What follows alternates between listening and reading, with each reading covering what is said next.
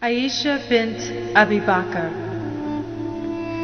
The life of Aisha, the second wife of the Prophet Muhammad, is one of great inspiration. Aisha did not graduate from any university, but still her utterances are studied in halls of learning throughout the world, in faculties of literature. Her legal pronouncements are reviewed in schools of law, and her life and works are pondered and researched by students and teachers of Muslim history as they have been for over 1,000 years. The bulk of her vast treasure of knowledge was obtained when she was still quite young. In her early childhood, she was brought up by her father, who was a greatly liked and respected man for his warmth, his wide knowledge, gentle manners, and an agreeable presence. He was also a close friend of the noble Prophet, peace and blessings be upon him, who was a frequent visitor to their home since the very early days of his mission. In Aisha's youth, already known for her beauty and formidable memory, she came under the loving care and attention of the Prophet himself. As his wife and close companion, she acquired from him knowledge and insight such as no woman has ever acquired. Aisha became the Prophet's companion in Mecca when she was most likely in the 10th year of her life, with her marriage to the Prophet taking place in the 2nd year after the Hijrah, when she was about 14 or 15 years old. Before and after her wedding, she maintained a natural jollity and innocence, and did not seem at all overawed by the thought of being wedded to him who was the messenger of God, whom all his companions, including her own mother and father, treated with such love and reverence as they gave to no one else.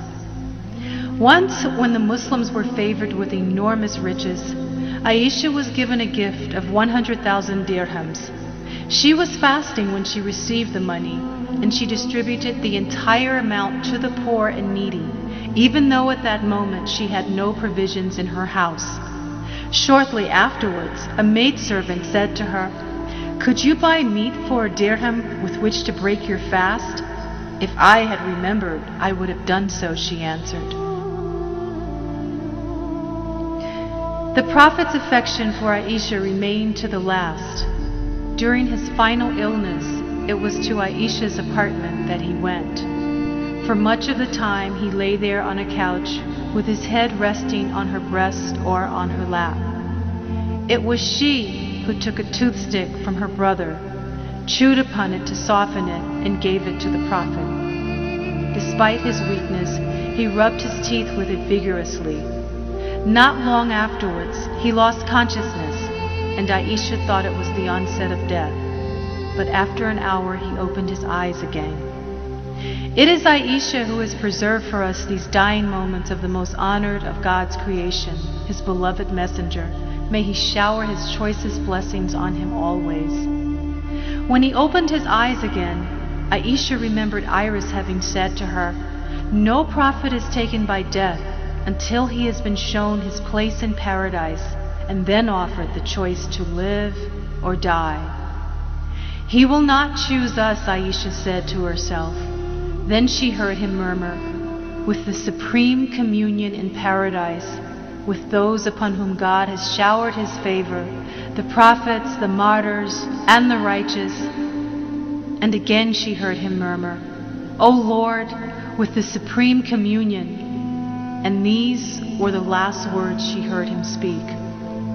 Gradually his head grew heavier upon her breast, until others in the room began to lament, and Aisha laid his head on a pillow and joined them in lamentation.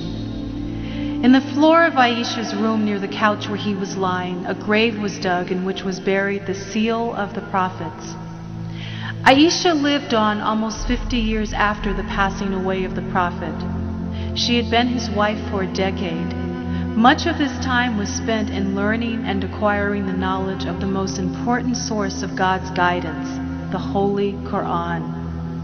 Aisha was one of 3 wives, the other 2 being Hafsa and Salama, who memorized the entire revelation of the Quran. Like Hafsa, she had her own script of the Quran written after the Prophet had died.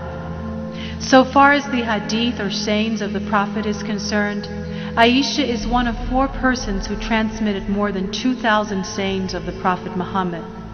Many of these pertain to some of the most intimate aspects of personal behavior, which only someone in Aisha's position could have learned. What is most important is that her knowledge of hadith was passed on in written form by at least 3 persons, including her nephew Urwa, who became one of the greatest scholars among the generation after the companions. Many of the learned companions of the Prophet and their followers benefited from Aisha's knowledge. Abu Musa al-Ash'ari once said, "If we companions of the Messenger of Allah had any difficulty on a matter, we asked Aisha about it." Her nephew Urwa asserts that she was proficient not only in fiqh, but also in medicine and poetry. Many of the senior companions of the Prophet came to ask her for advice concerning questions of inheritance, which required a mathematical mind. Scholars regard her as one of the earliest fuqaha of Islam, scholar of Islamic jurisprudence, along with persons like Umar ibn al-Khattab, Ali, and Abdullah ibn Abbas. The Prophet, referring to her extensive knowledge of Islam, is reported to have said, "Learn a portion of your religion from this red-colored lady." Humaira, meaning red-colored, was an epithet given to Aisha by the Prophet. Aisha not only possessed great knowledge, but also took an active part in educational and social reform.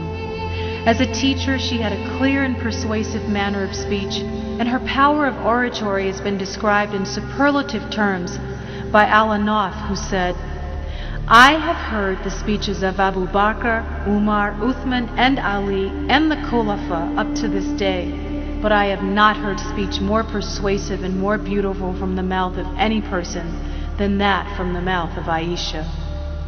Men and women came from far and wide to benefit from her knowledge, with the number of women having been greater than that of men.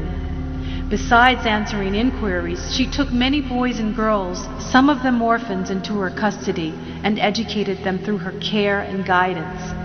This was in addition to her relatives who received instructions from her. Her house thus became a school and an academy of learning. Some of her students were outstanding and included her nephew Urwa, a distinguished reporter of hadith, and among her women pupils is the name of Umrah bint Abdul Rahman. She is regarded by scholars as one of the trustworthy narrators of hadith, and is said to have acted as Aisha's secretary who received and applied to letters addressed to her. The example of Aisha in promoting education, and in particular the education of Muslim women in the laws and the teachings of Islam, is a great example of Islam's equity between men and women, a clear example of what it means to be a woman in Islam. After Khadija al-Kubra the Great and Fatima az-Zahra the Resplendent, Aisha as-Siddiqa, the one who affirms the truth, is regarded as the best woman in Islam. Because of the strength of her personality, she was a leader in many fields of knowledge, including social and political affairs, and is held as one of the most respected women of her time. Aisha died in the year 58 AH in the month of Ramadan, and as she instructed, was buried in the Jannat al-Baqi in the City of Light, Medina, beside the graves of other companions of the beloved Prophet Muhammad.